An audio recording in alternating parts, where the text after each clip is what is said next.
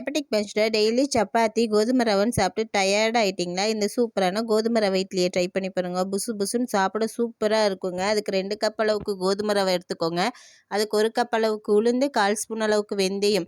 வெந்தயத்தையும் உளுந்தையும் 1 மணி நேரம் போல் ஊற வச்சு ஒரு மிக்ஸி ஜாரில் போட்டு நல்லா நைஸாக இந்த அளவுக்கு அரைச்சி எடுத்துக்கோங்க.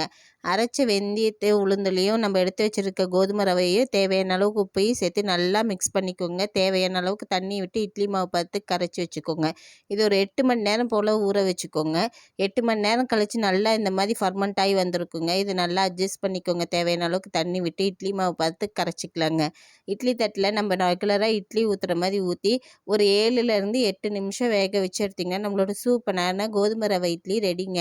இது சாப்பிட பயங்கர டேஸ்ட்டாக இருக்கும். புசு புசுன்னு சாஃப்டாக இருக்குங்க. கண்டிப்பாக ட்ரை பண்ணி பாருங்கள். எந்த கிரேவியோட சட்னியோட சாப்பிட்டிங்கனாலும் செம்மையாக இருக்கும். எந்த அளவுக்கு வெடித்து வந்திருக்குன்னு பாருங்கள். சூப்பராக இருக்கும்.